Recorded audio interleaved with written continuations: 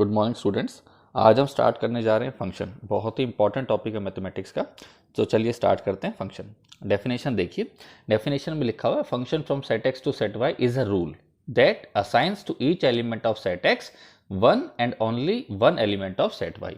यानी यहाँ देखिए इस डायग्राम में फंक्शन वो रूल है जो एक सेट के एलिमेंट को दूसरे सेट के एलिमेंट से जोड़ता है, कनेक्ट करता है। राइट, मैं रिपीट कर देता हूँ, फंक्शन वो रूल है जो एक सेट के एलिमेंट्स को दूसरे सेट के एलिमेंट से कनेक्ट करता है। यहाँ देखिए इस डायग्राम में पढ़ने का तरीका क्या है इस डायग्राम को कि A is connected with 1, B is connected with 2, C is connected with 3, या A की इमेज 1 है, B की इमेज 2 है, C की इमेज 3 है। ठीक है। दूसरा तरीका, 1 की प्री इमेज A है, 2 की प्री इमेज B है, 3 की प्री इमेज C है। ठीक है। तो हमने कहा कि फंक्शन क्या है, फंक्शन एक रूल है जो एक सेट के एलिमेंट को दूसरे सेट के एलिमेंट से कनेक्ट करता है। तो क्या हर रूल फंक्शन होता है? ना, हर रूल फंक्शन नहीं होता। आपको दो बातें हमेशा दिमाग में रखनी है। पहली बात, a mapping f from x to y is said to be a function if each element in the set x has its image in the set y। ये क्या बोल रहा है, कोई भी रूल, कोई भी मैपिंग फंक्शन होगा from x to y कब? जब सेट x का हर एलिमेंट जो है, हर एलिमेंट की इमेज हो सेट y के अंदर।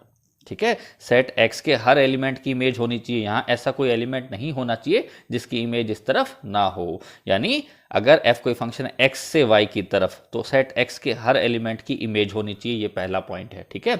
अच्छा, it is possible that there are few elements in set y which are not the images of any element in the set x। देखिए ये बात याद रखिए कि सेट y में ऐसे एलिमेंट्स हो सकते हैं जिनकी प्री इमेज सेट x में ना हो। यहाँ एलिमेंट्स बचे हुए हो सकते हैं पर यहाँ एलिमेंट्स बचे हुए नहीं हो सकते। यानी अगर f कोई फंक्शन है x से y की तरफ तो सेट x में एक भी एलिमेंट ऐसा नहीं होना चाहिए जिसका कनेक्शन इस तरफ ना हो, जिसकी कोई इमेज ना हो। ठीक है। तो ये तो थी पहली बात। दूसरी बात क्या है, सेट x के हर एलिमेंट की सिर्फ और सिर्फ एक इमेज होनी चाहिए।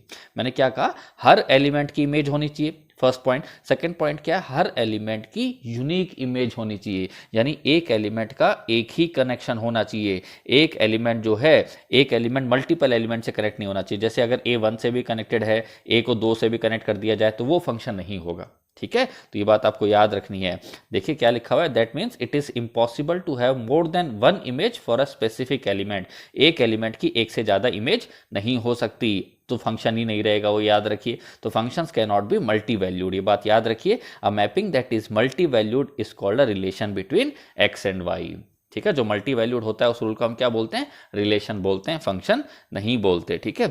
जैसे अगर ये फंक्शन f है तो फंक्शन f की पहली कंडीशन हमने क्या बताई कि हर एलिमेंट की इमेज होनी चाहिए। हाँ वैसा तो है। दूसरी कंडीशन हमने क्या बताई, हर एलिमेंट की यूनिक इमेज होनी चाहिए। हाँ वैसा भी है। a की अपनी एक इमेज है, b की इमेज 1 है, c की अपनी एक अलग इमेज है ना।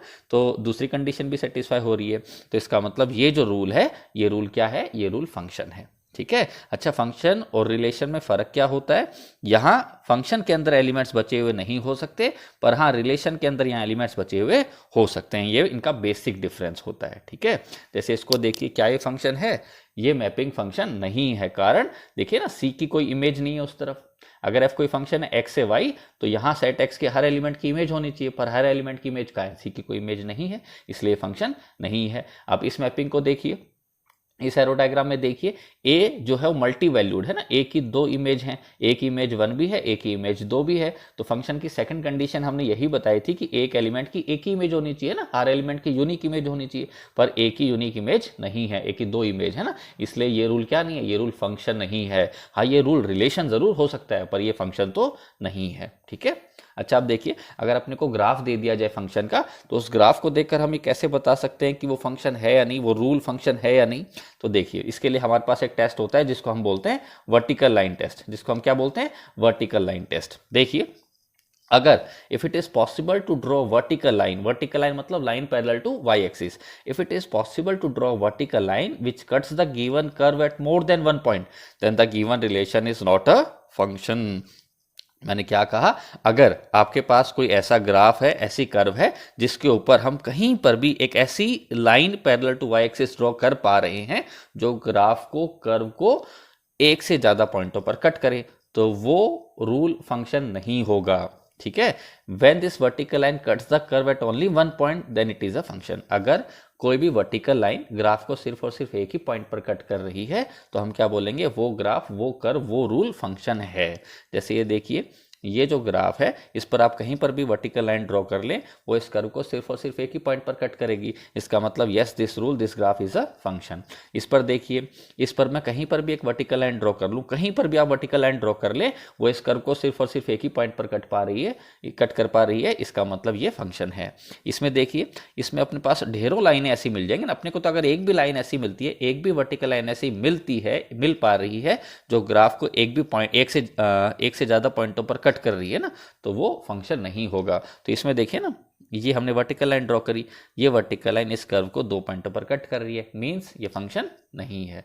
ठीक है, तो याद रखिए, वर्टिकल लाइन टेस्ट होता है अपने पास किसके लिए, कि कोई भी ग्राफ, कोई भी कर्व जो फंक्शन है या नहीं, ये पता करने के लिए। ठीक है, अगला टॉपिक है नंबर ऑफ फंक्शंस। मान लीजिए f कोई फंक्शन है from set x to set y, और सेट x के अंदर कितने एलिमेंट्स हैं, number of elements in set x बराबर m मान लिए, और number of elements in set y हमने n मान लिए। तो आप ये बात समझ ही रहे हैं कि then each element of set x can be associated to any one of the n elements of set y।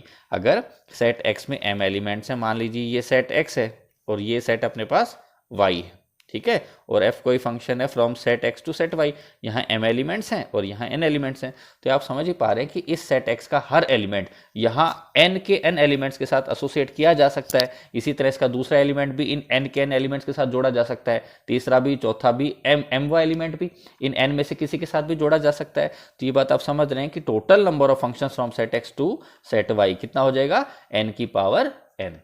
Number of elements in codomain की power number of elements in domain, n की power m है बेटा ये। ठीक है, number of elements in codomain की power number of elements in domain. ठीक है, चलिए आगे देखते हैं। अगला टॉपिक अपने पास वैल्यू ऑफ द फंक्शन। ये समझिए, देखिए, if y equal to F X is a function, अगर हमें कोई फंक्शन दे रखा है f ऑफ x करके, then to find its value at some value of x, तो उसकी वैल्यू निकालने के लिए किसी x की वैल्यू पर, मान लीजिए x बराबर a पर हमें फंक्शन की वैल्यू निकालनी, ये फंक्शन दिया हुआ है एफ एक्स बराबर एक्स स्क्वायर प्लस 5 दिया हुआ है, और हमसे इस फंक्शन की वैल्यू x बराबर 1 पर मांग ले, x बराबर 2 पर मांग ले, तो इसे हम बोलते हैं वैल्यू ऑफ फंक्शन, है ना। f1 का मतलब value of function at x equal to 1, और f2 का मतलब value of function at x equal to 2। तो ये कैसे निकाली जाती है, एफ एक्स में जहां जहां x है वहां वहां आप 1 रख दीजिए, आपके पास f ऑफ 1 आ जाएगा। तो x की जगह 1 जब पुट करेंगे तो 1 का स्क्वायर प्लस 5, दैट मीन 6 आ गया। इसी तरह अगर एफ एक्स दे रखा और f2 मांग रहा है, तो जहां जहां x है वहां वहां आप 2 रख दीजिए, तो 2 का स्क्वायर प्लस 5 9 आ जाएगा। ठीक है, अगला टॉपिक है domain, codomain and range of a function, है ना।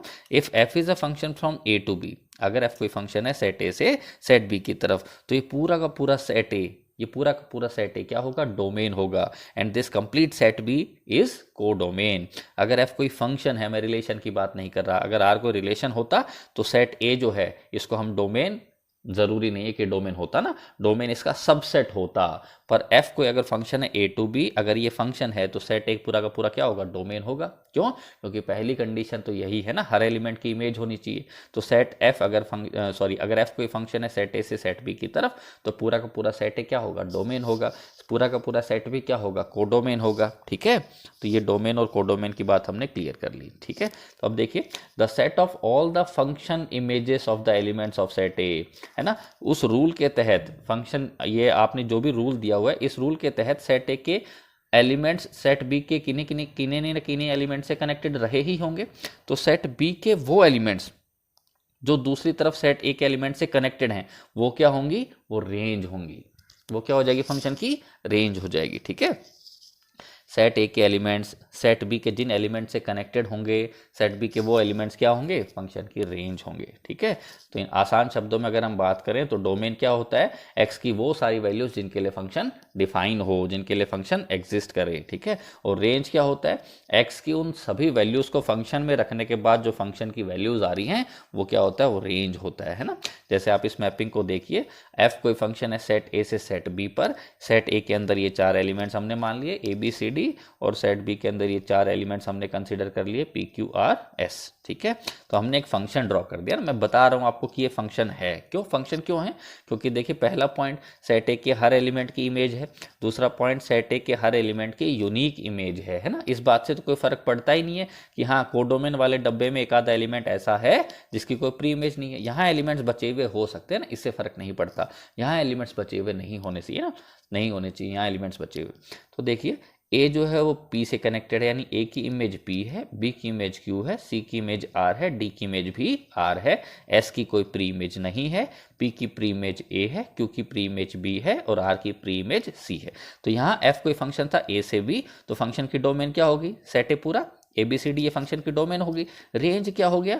पी क्यू आर, यही 3 एलिमेंट्स ऐसे हैं जो उस तरफ किसी न किसी से कनेक्टेड है, तो रेंज क्या हो जाएगा? पी क्यू आर, और ये पूरा का पूरा सेट, कंप्लीट सेट बी, ये क्या हो जाएगा? कोडोमेन हो जाएगा। ठीक है,